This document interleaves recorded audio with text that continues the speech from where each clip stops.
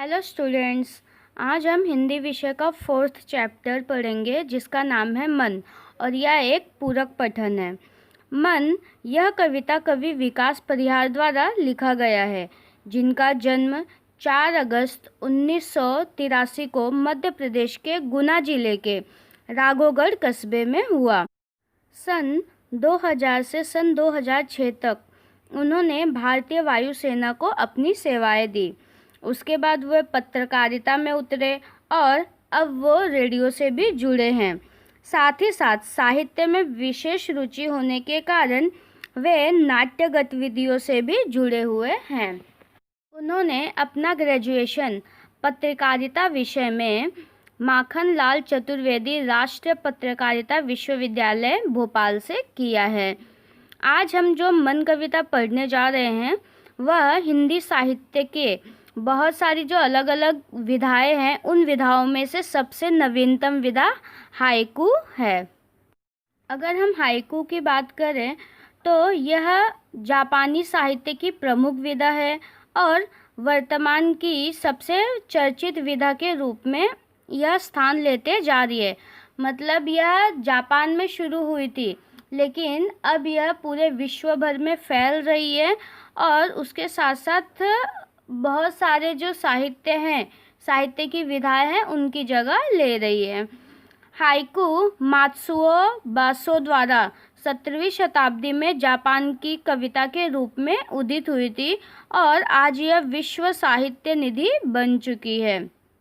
Haiku 17 अक्षर में लिखी जाने वाली सबसे छोटी कविता है। इसमें 3 पंक्तियाँ रहती हैं। पहली पंक्ति में 5 अक्षर, दूसरी पंक्ति में 7 अक्षर और तीसरी पंक्ति में फिर से 5 अक्षर। इस प्रकार से उसे लिखा जाता है। और जो संयुक्त अक्षर होते हैं वह इसमें एक ही अक्षर गिने जाते हैं।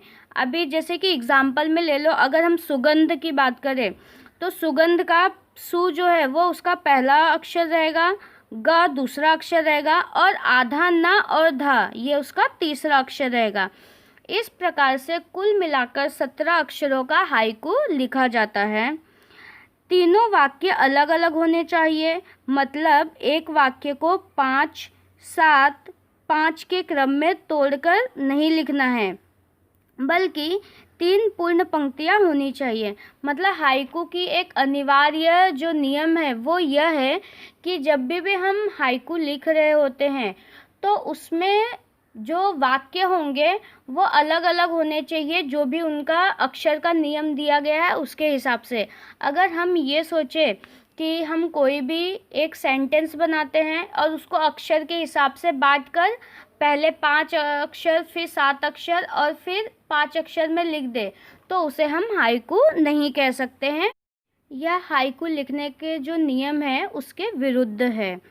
हाइकू या साहित्य का एक ऐसा विषय है जिसमें अपने भावों को अधिक से अधिक महत्व देकर किसी भी एक बात को कम से कम शब्दों में किस प्रकार से हम लोगों के सामने रख सकते हैं, उसे व्यक्त कर सकते हैं, उसकी कला है।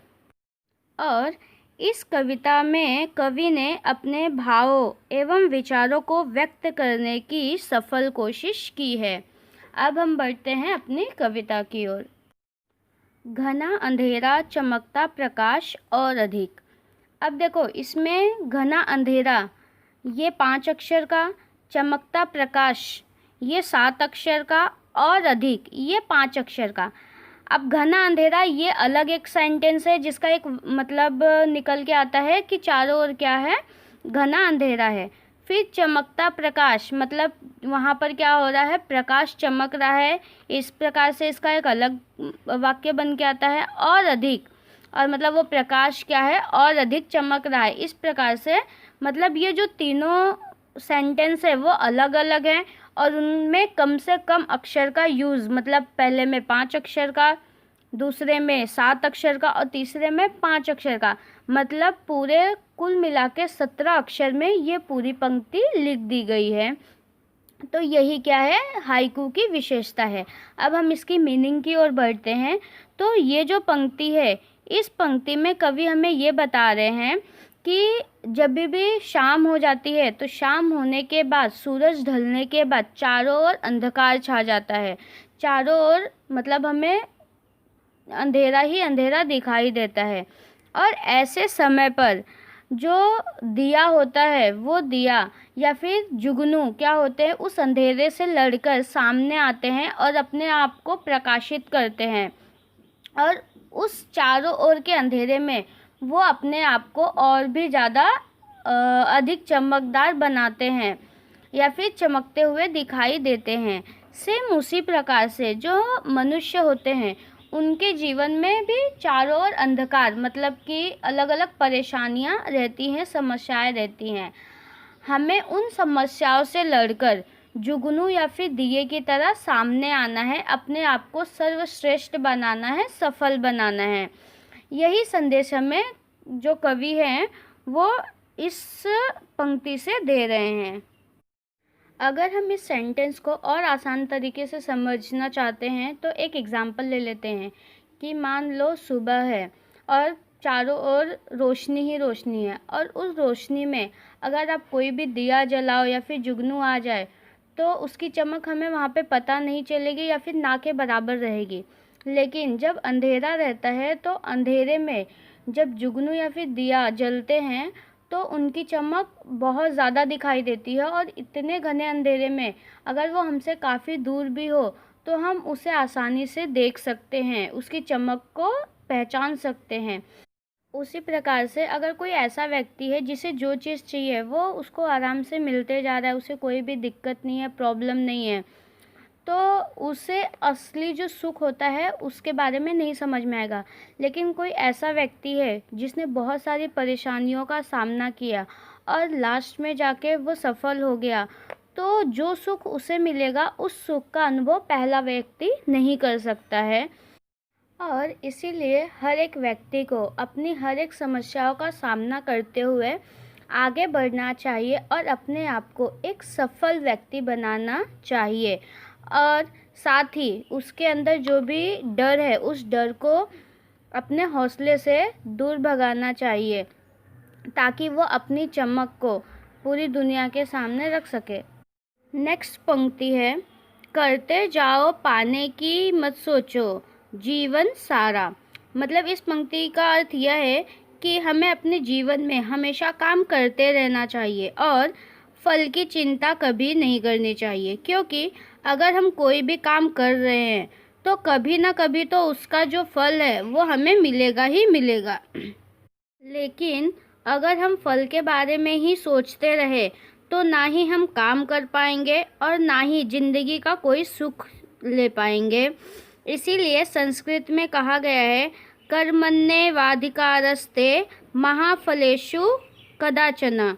मतलब कर्म करते जाओ और फल कभी ना कभी ज़रूर मिलेगा। और इसीलिए हमें भी फल के बारे में ना सोचकर अपना काम करते रहना चाहिए, और अगर हम ऐसा नहीं करेंगे तो आज का सुख भी गवा देंगे। नेक्स्ट पंक्ति है, जीवन नैया मझधार में डोले संभाले कौन। इस पंक्ति में कवि हमें ये बता रहे हैं कि जो दुनिया है वो एक बहुत बड़ा समुद्र है, और हमारी जो लाइफ है, हर एक मनुष्य की जो लाइफ है वो उसमें चल रही एक नाव है। अब देखो, अगर समुद्र है, समुद्र में तूफान आता है तो बहुत सारे नाव रहते हैं जो उससे टकरा कर उसका सामना करके पार निकल जाते हैं, और जो कमज़ोर नाव रहती है वो वहीं पर डूब जाते हैं, उनकी ज़िंदगी वहीं ख़त्म हो जाती है। सेम उसी प्रकार से जो मनुष्य है उनकी लाइफ में बहुत सारी तकलीफ़ें आती है, प्रॉब्लम्स आती है। जिस तरह नाव तूफ़ान का सामना करके समुद्र के किनारे पहुंच जाता है, उसी प्रकार से हर एक मनुष्य को अपनी लाइफ की हर एक समस्या को सॉल्व करके उसका सामना करके पार निकलना है। अगर हम कमज़ोर पड़े तो हमारी लाइफ भी खतरे में पड़ सकती है या फिर ख़त्म हो सकती है। तो इसीलिए हमें हिम्मत से उन समस्याओं का सामना करना है और अपने आप को एक सफल व्यक्ति बनाना है, या अपनी लाइफ को मोक्ष तक पहुंचाना है। क्योंकि अगर हम कमज़ोर पड़े तो हमारी मदद करने वाला यहाँ कोई नहीं होगा। इसीलिए कवि ने सवाल पूछा है कि तुम्हारी जीवन की नैया कौन संभालेगा। नेक्स्ट पंक्ति है, रंग बिरंगे रंग संग लेकर आया फागुन। अब ये जो पंक्ति है, इस पंक्ति में कवि ने जो फागुन महीना होता है उसका बहुत ही सुंदर वर्णन किया है। वो ये कह रहे हैं कि जब फागुन महीना आता है तो चारों ओर जो रंग बिरंगे रंग है वो फैल जाते हैं। अब अगर हम फागुन महीने की बात करें तो वो बसंत ऋतु का पहला महीना होता है, और जिस महीने में चारों ओर हमें हरियाली दिखाई देती है, रंग बिरंगे फूल उगे हुए दिखाई देते हैं। कहीं हमें सरसों के पीले पीले फूल दिखाई देते हैं, कहीं आमों के बौर लगते हुए दिखाई देते हैं, और कहीं अलग अलग जो प्रकार के रंग बिरंगी फूल है वो सजे हुए दिखाई देते हैं। और इसी के वजह से जो पूरी प्रकृति है वो रंग बिरंगे फूलों से सज जाती है, जिसकी वजह से उन्होंने यहाँ पर ये कहा है कि रंग संग लेकर आया फागुन। मतलब जो अलग अलग फूलों के कलर है उनकी जो सुंदरता है वो फागुन महीना लेकर आता है, जिसके कारण प्रकृति में बहुत ही सुंदर बदलाव हमें दिखाई देते हैं। अगर हम अंग्रेजी कैलेंडर की बात करें तो अंग्रेजी कैलेंडर के हिसाब से 1 फरवरी से लेकर 2 मार्च तक का जो मंथ होता है वो फागुन महीने के रूप में जाना जाता है। हिंदू पंचांग के हिसाब से चैत्र ये साल का पहला महीना होता है और फागुन ये आखिरी, और फागुन के बाद जो हिंदू होते हैं उनका नया साल शुरू होता है। जबकि अंग्रेजी कैलेंडर के हिसाब से कुछ दिन फरवरी के और कुछ दिन मार्च के मिलाकर फागुन महीना रहता है। नेक्स्ट पंक्ति है, कांटों के बीच खिलखिलाता फूल देता प्रेरणा। कवि ये कह रहे हैं कि जो गुलाब का फूल है वो कांटों के बीच में भी रहकर हमेशा खिलता है, हमेशा मुस्कुराता रहता है, और वह सबका प्रिय फूल होता है। सभी को उसकी जो सुंदरता है वो सबको बहुत पसंद आती है। उसके साथ साथ ही वो क्या करता है, उसकी जो सुगंध है उसको चारों दिशाओं में फैला देता है। सेम उसी प्रकार से जो मनुष्य होता है उसे उसके लाइफ में जो भी प्रॉब्लम्स आ रही है उसका सामना करके हमेशा आगे बढ़ना चाहिए, ताकि वो उसका जो कार्य है उस कार्य के सुगंध से वो क्या कर सके, अपने आप को एक सफल व्यक्ति बना सके, और जिसके कारण वो बाद में प्रेरणादायी बन जाएगा। प्रेरणादायी इस प्रकार से हम कह सकते हैं कि कोई भी जो व्यक्ति है जो बहुत सारी समस्याओं का सामना करके अपने आप को सफल बनाता है, बाद में वो दूसरे लोगों के लिए एक आइडल पर्सन के रूप में हो जाता है, आइडल पर्सन बन जाता है, लोगों का मार्गदर्शक बन जाता है।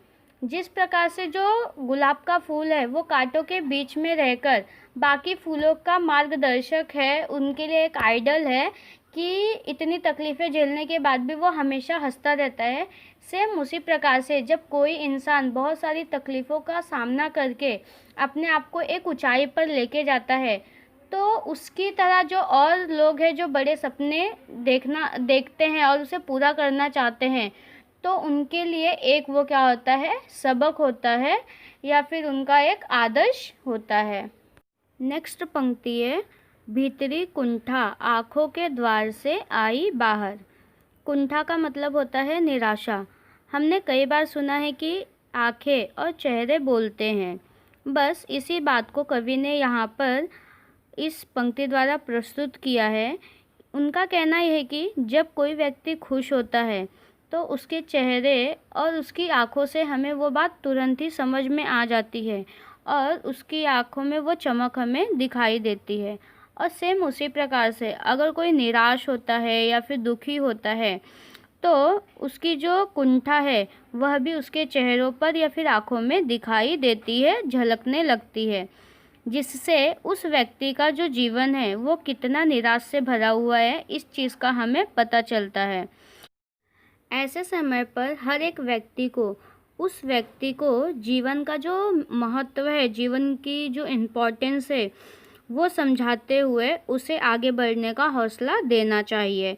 और इसके लिए सबसे बड़ी बात तो ये है कि हर एक व्यक्ति को, हर किसी को चेहरे तथा आंखें पढ़ने आनी चाहिए, ताकि हम बिना बताए सामने वाले व्यक्ति की प्रॉब्लम्स को समझ सके और उसे समझाकर उसकी मदद कर सके। नेक्स्ट पंक्ति है, खारे जल से धुल गए विषाद मन पावन। कवि कह रहे हैं कि अगर हमसे लाइफ में कोई भी गलती हो रही है तो हमें उसकी चोट पहुंचनी ही पहुंचनी है, क्योंकि ये जो दुनिया है उस दुनिया में रहने वाले लोग एक जैसे नहीं होते। उनका नेचर, बिहेवियर, स्वभाव हमेशा अलग होता है, एक दूसरे से वो अलग होते हैं। और जिसकी वजह से उनमें कुछ समझदार ऐसे होते हैं जो अपने काम के प्रति बहुत ही ईमानदार होते हैं, अपने काम पूरी ईमानदारी से करते हैं, पूरी निष्ठा से करते हैं, और उस काम को करते करते कभी कभी उनसे कोई नासमझी हो सकती है या फिर गलती भूल हो जाती है, और जिसकी वजह से उनके मन में असंतोष हो जाता है, कुछ भी निराशा आ जाती है उनके मन में, और जिसकी वजह से रिश्तों में क्या होने लगती है, दूरी आने लगती है। और ऐसे समय पर जो हमें सम्मानने वाले, हमारी भलाई चाहने वाले लोग हैं, जिनमें हमारे माता पिता, हमारे टीचर्स आते हैं, तो वो हमें क्या करते हैं, कुछ खरी खोटी सुनाते हैं, कड़वी बातें सुनाते हैं, जिसकी वजह से वो जो भी गलतियां हमसे हुई है, हम उन गलतियों में जो भी सही है और गलत है उसके बीच का फ़र्क समझ सके, और जो कि ये सारी चीज़ें क्या होती है, हमारे फ़ायदे के लिए होती है। और जब हमें उन दोनों में फ़र्क समझ में आने लगता है तो हमारे जो भी विषाद है, मतलब दुख है, निराशा है, वो सभी क्या हो जाती है, दूर हो जाती है। और हमारा जो मन है, वो हमारे मन की जो सोच और व्यवहार है, वो वापस से क्या हो जाता है, पवित्र हो जाता है। हम सभी को हमेशा ये याद रखना चाहिए कि भलाई के लिए की गई कोई भी जो कड़वी बातें होती है वो हमेशा मीठे के बराबर होती है। नेक्स्ट पंक्ति है, मृत्यु को जीना जीवन विष पीना है जिज विषा। मतलब देखो, हमें पता है कि हमारी लाइफ में बहुत सारी तकलीफ़ें हैं और वो तकलीफ़ें हमारे लिए जहर का काम करती है। इसीलिए जो कवि हैं वो ये कह रहे हैं कि मनुष्य को इस बात को समझना होगा कि जो जीवन है वो क्या है, जहरों से भरा हुआ है, मतलब बहुत सारी समस्याओं और बाधाओं से भरा हुआ है। और जब तक हम इस जहर को पिएंगे नहीं, तब तक उसका परिवर्तन अमृत में नहीं होगा। कि मतलब जब तक हम जैसे कि कहते हैं ना कि डर के आगे जीत है, तो सेम उसी प्रकार से जब तक हम उन समस्याओं का सामना नहीं करेंगे तब तक हम सफल नहीं हो पाएंगे। और जैसे जैसे हम उन समस्याओं का सामना करते जाएंगे तो हमारा जो जीवन है वो बेहतर बनता जाएगा और अच्छा बनता जाएगा। और हमारे जीवन की जो आकांक्षा है, जो इच्छाएं हैं, वो कभी भी ख़त्म नहीं होनी चाहिए। हमें हमेशा कुछ ना कुछ एक से अच्छा एक करने की कोशिश करती रहनी चाहिए। ये हम सभी को पता है कि अंत में जाकर हम सभी को मृत्यु के हाथ लगना है, लेकिन उस मृत्यु के पहले हमें कुछ ऐसा करना है कि जिससे लोग हमें मरने के बाद भी याद रखें। और वो तभी हो सकता है जब हम अपने लाइफ में जो भी आने वाली समस्याएं हैं उनका सामना करें, और उसका सामना करने के बाद हम एक सफल व्यक्ति बने। जब हम सफल व्यक्ति बन जाएंगे तो हमारी जो ज़िंदगी है वो क्या हो जाएगी, सफल हो जाएगी। और इस ज़िंदगी को सफल बनाने का जो जज्बा है वो हमें कभी भी ख़त्म नहीं होना चाहिए। नेक्स्ट पंक्ति है, मन की पीड़ा छाई बन बादल बरसी आंखें। तो जो मनुष्य है उसका स्वभाव ऐसा है कि अगर उसको कभी भी कोई भी तकलीफ़ होती है, कोई भी पीड़ा होती है, तो उसका जो मन है बार बार उसी चीज़ें के बारे में सोचता है, और बार बार उस पीड़ा या फिर दर्द का एहसास होने के कारण उसकी जो आंखें हैं वो अपने आप ही रो पड़ती हैं, उनमें से आंसू गिरने लगते हैं। और ऐसे समय पर हमें ये समझना होगा कि अगर किसी व्यक्ति को कोई तकलीफ़ है, कोई दुख है, तो उसके उस दुख में शामिल होकर हमें उस दुख को कम करना चाहिए। और अगर कोई भी व्यक्ति खुशी है, सुखी है, तो उस सुख को हमें उससे मिलकर बढ़ा देना चाहिए। लेकिन हम अगर उसके सुख में किसी कारणवश अगर शामिल नहीं भी हो पा रहे हैं, तब तो ठीक है, लेकिन अगर किसी भी व्यक्ति के सामने कोई बहुत बड़ी समस्या आन पड़ी है, वो बहुत ज़्यादा दुखी है, उसे बहुत सारी कठिनाइयों का सामना करना पड़ रहा है, तो हमें हर हाल में उसके उस दुख को कम करने की कोशिश करनी चाहिए, उसके उस दुख में शामिल होकर उसकी तकलीफ़ को कम करना चाहिए। नेक्स्ट पंक्ति है, चलती साथ पटरियाँ रेल की फिर भी मौन। यहाँ पर कवि हमें ये बता रहे हैं कि जो मनुष्य है, मनुष्य के जीवन में सुख और दुख ये क्या है, रेल की दो पटरियाँ हैं। देखो, कभी भी रेलगाड़ी जब पटरियों पर चलती है तो उसके दोनों ओर दो पटरियाँ होती हैं। सेम उसी प्रकार से हमारी जो ज़िंदगी चल रही है, वो जो सुख और दुख है वो उनकी वही दो पटरियाँ हैं। जब रेल उन पटरियों पर चलती है तो रेल के साथ साथ पटरियाँ भी रहती हैं, लेकिन वो आपस में कभी भी मिलती नहीं है, और जहाँ पर वो मिलती हैं वहाँ पर रेल नहीं चल सकती। उसका एक एग्जांपल हम ये भी ले सकते हैं कि जैसे नदी है, तो नदी के दो किनारे होते हैं, तो वो जो दोनों किनारे हैं वो कभी भी ना आपस में मिल नहीं सकते, वो हमेशा अलग ही रहते हैं। और जब नदी का पानी सूख जाता है तब हम ऐसा कह सकते हैं कि वो किनारे क्या हो गए, एक हो गए। लेकिन उस समय नदी नदी नहीं रहती, क्योंकि उसमें कोई पानी नहीं होता है, और जिसके कारण नदी का अस्तित्व वहाँ पर हमें दिखाई नहीं देता। सेम उसी प्रकार से जो हमारा सुख और दुख है वो कभी भी एक नहीं हो सकता। हमारी लाइफ में सुख भी आते रहेंगे और दुख भी आते रहेंगे, लेकिन वो दोनों कभी भी एक नहीं हो सकते। अगर वो एक हो गए तो उसका मतलब क्या होता है कि उसमें जो जीवन का अस्तित्व है वो उस पर क्या किए जा सकते हैं, आशंका उठाई जा सकती है। मनुष्य को सुख और दुख को समान रूप से जानकर उसे स्वीकार कर उसे जीवन जीना चाहिए। नेक्स्ट पंक्ति है, सितारे छिपे बादलों की ओट में सोना आकाश। हमारे लाइफ में आने वाली जो खुशियां हैं उन खुशियों को अनोखे ढंग से व्यक्त करने की कोशिश इस पंक्ति में की गई है। इस पंक्ति में आसमान का मतलब है जीवन, सितारों की तुलना सुख से की गई है, और बादल ये क्या है, हमारे लाइफ में आने वाली समस्याएं। तो कवि ये कह रहे हैं कि जीवन रूपी जो हमारा आकाश है उसमें जब खुशियों की तरह जो तारे टिमटिमाने लगते हैं, तब उस समय का वर्णन करना हमारे लिए बहुत ही अवर्णनीय होता है। मतलब हम उसका वर्णन किस प्रकार से करें ये हमें समझ में नहीं आता। लेकिन हमारे लाइफ में आने वाली जो खुशियां हैं वो कुछ समय के लिए ही होती हैं। जिस प्रकार से रात में तारे टिमटिमाते हैं और सुबह होते ही वो गायब हो जाते हैं, सेम उसी प्रकार से हमारे लाइफ में आने वाली जो खुशियां हैं वो बहुत ही कम समय के लिए आती हैं, और जो दुख है वो दुख के बादल हमेशा उस पर छा जाते हैं। तो ऐसी निराशा से हमें हमेशा क्या करना है, अपनी खुशियों को बचाए रखना है, या फिर उसे बचाने की कोशिश करते रहना है। हमें हमेशा ऐसा प्रयत्न करना है कि जो भी हमारी खुशियां हैं उस पे जो दुख के बादल है वो कभी भी ना छा पाए, और हमारी जो लाइफ है वो अच्छी तरीके से खुशी खुशी हमेशा चलती रहे। क्योंकि अगर हमारी इस खुशी पर दुख के बादल छा गए तो हमारा जो जीवन है, आकाश रूपी जो जीवन है, वो क्या हो जाएगा, सूना हो जाएगा, जिसके कारण हमारा जो मन है वो हमेशा परेशान रहेगा। इसीलिए हमें हमेशा ये कोशिश करनी चाहिए कि जो दुख है वो हमसे कोसों दूर रहे। नेक्स्ट पंक्ति है, तुमने दिए जिन गीतों को स्वर हुए अमर।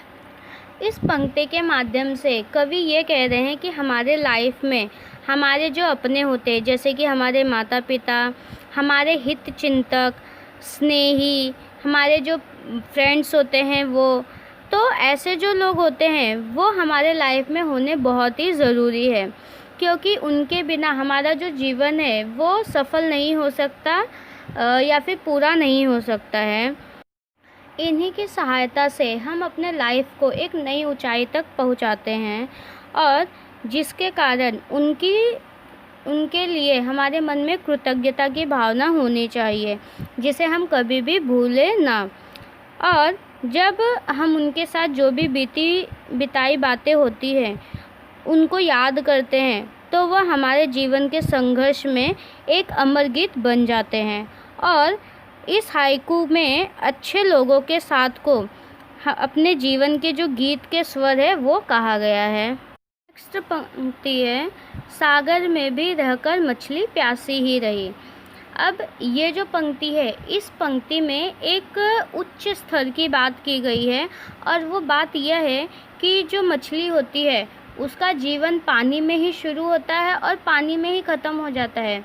ज़िंदगी भर वो पानी में ही रहती है लेकिन फिर भी उसकी प्यास बुझ नहीं पाती। क्यों? क्योंकि जो समुंदर का पानी होता है वो खारा होता है और जिसकी वजह से समुंदर में रहने के बाद भी जहाँ पर चारों ओर पानी दिखाई दे रहा है फिर भी वो मछली को मीठे पानी की तलाश में समुद्र की गहराई तक जाना पड़ता है। सेम उसी प्रकार से हमारा जो लाइफ है वो हमारी लाइफ भी क्या है, उस समुद्र के खारे पानी की तरह समस्याओं से भरी हुई है। और अगर हमें सुख प्राप्त करना है तो उस सुख को प्राप्त करने के लिए हमारी लाइफ में आने वाली जो दुख है उसकी गहराई तक, मतलब उन समस्याओं का सामना करके हमें दुख की गहराई तक जाना है, तब जाकर हमें आखिर में क्या होता है, सुख प्राप्त होता है। और अगर हम दुख की गहराई तक नहीं जा पाएंगे तो हम भी क्या रहेंगे, हमारी जो आकांक्षाएं रहेंगी उसके लिए हमेशा प्यासे ही रह जाएंगे, सुख की तलाश में ही रह जाएंगे, वो सुख हमें कभी भी मिल नहीं पाएगा। और इसीलिए सोच समझकर ज़िंदगी के जो खारे समुद्र में जीना हमें सीखना चाहिए। इस प्रकार से इस कविता के माध्यम से कवि ने जीवन के कई जीवन मूल्य जैसे आदर्श, प्राकृतिक वैभव, जीवनानुभव, यथार्थ को व्यक्त करने की कोशिश की है। और ये सभी पंक्तियों में व्यक्त की गई जीवन के अनुभव हमें सोचने के लिए बाध्य करते हैं। प्राकृतिक और सामाजिक घटकों के माध्यम से प्राकृतिक वर्णन के साथ साथ व्यक्तित्व विकास के लिए हमें यह कविता प्रेरित करती है। Thank you.